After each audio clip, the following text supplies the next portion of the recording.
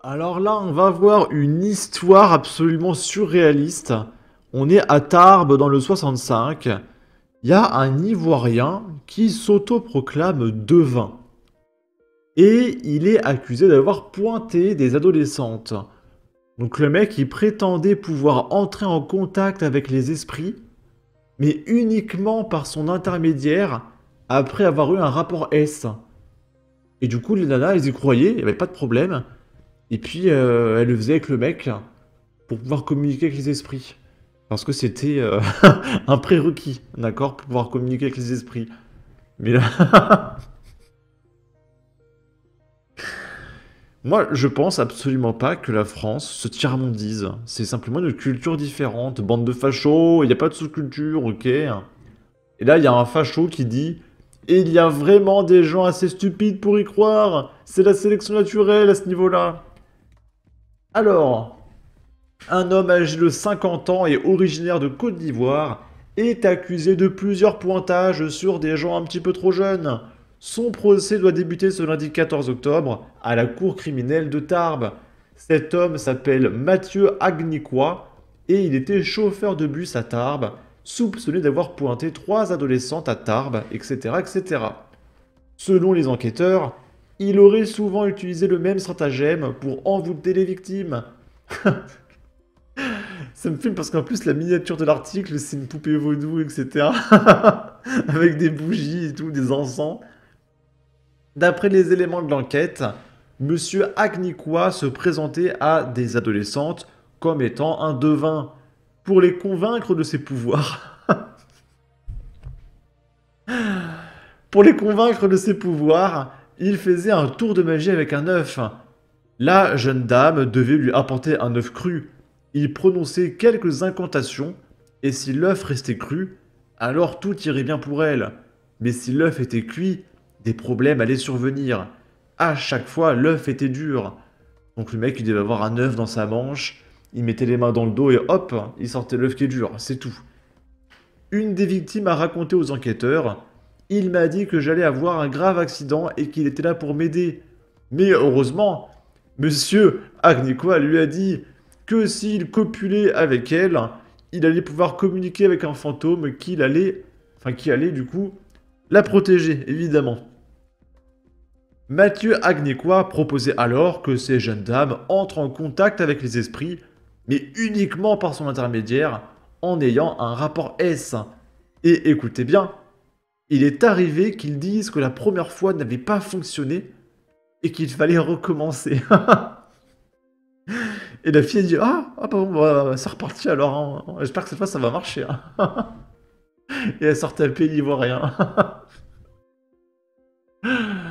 Pour croire à ce genre de conneries, il faut vraiment pas être futé, désolé. J'ai lu l'article, c'est tellement grotesque, comment on peut être naïf à ce point-là? Misère, pauvre France. Je vois des débiles partout. Pas évident d'avoir de l'empathie pour des débiles quand ça dépasse certaines limites. Mais il faut être idiote pour aller voir ce genre de charlatan. Ici, c'est des détenus, donc des prisonniers, qui géraient une PME, donc une petite et moyenne entreprise, d'accord? Ce sont des patrons qui payent sûrement l'URSSAF et l'impôt sur la société, d'accord? Ils avaient une PME de tueurs à gages. Et ils ont été placés en garde à vue ce mardi. Donc c'est-à-dire que les mecs sont en cellule. Et suite à leur emprisonnement, ils vont en garde à vue quand même. Tu vois un peu... Et du coup, ils doivent être entendus sur la mort de Mostafa, 57 ans, tué par erreur par des tueurs inexpérimentés. Parce qu'ils ont sûrement menti sur leur CV. Il y avait écrit 5 ans d'expérience minimum. Et les mecs ont dit: oui, mais c'est bon, j'ai travaillé là, là, là. J'ai déjà tué un mec à Nice, j'ai tué quelqu'un à Marseille.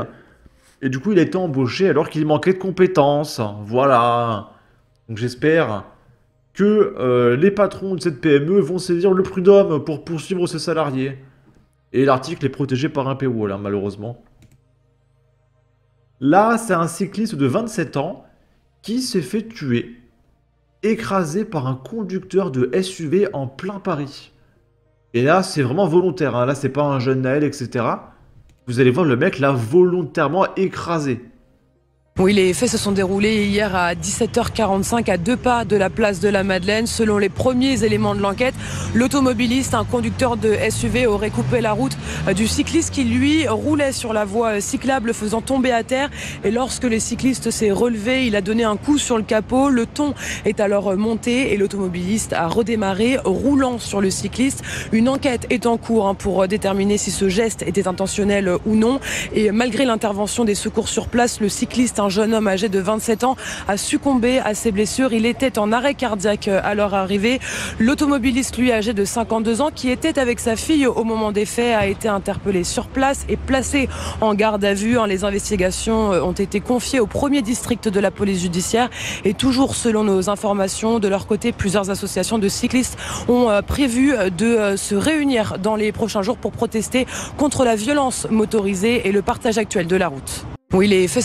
Voilà, donc vous avez compris, le mec a redémarré volontairement pour l'écraser et l'achever, tout simplement.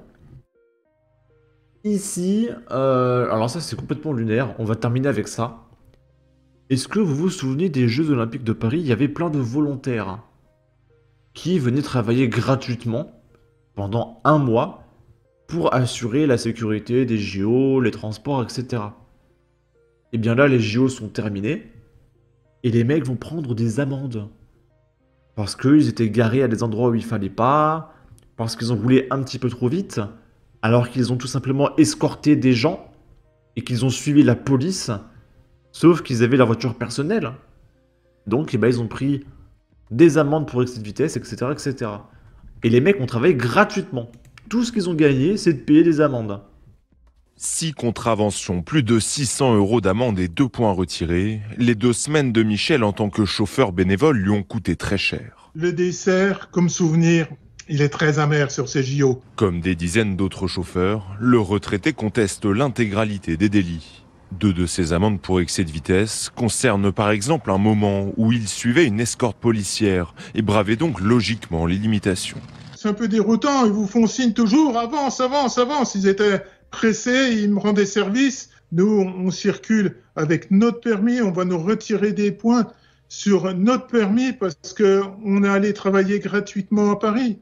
Non mais c'est d'une incompréhension totale. Non mais quel golem. Déjà, travailler gratuitement. Travailler gratuitement. D'autres se sont vus reprocher le fait de stationner aux abords de l'hippodrome d'Auteuil, alors que l'organisation des Jeux avait une autorisation préfectorale de stationnement.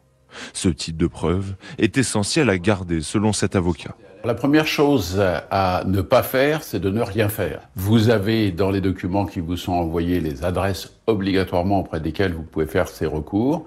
Donc il faut lancer ces recours, les justifier, peut-être même avec des témoignages, c'est pas du tout interdit. Et à partir de là, la décision va appartenir au parquet. Paris 2024 dit se tenir à disposition des volontaires pour les démarches de contestation. La préfecture de police n'a pas répondu à nos sollicitations. Ok. En tout cas, on a vraiment un pays absolument fantastique.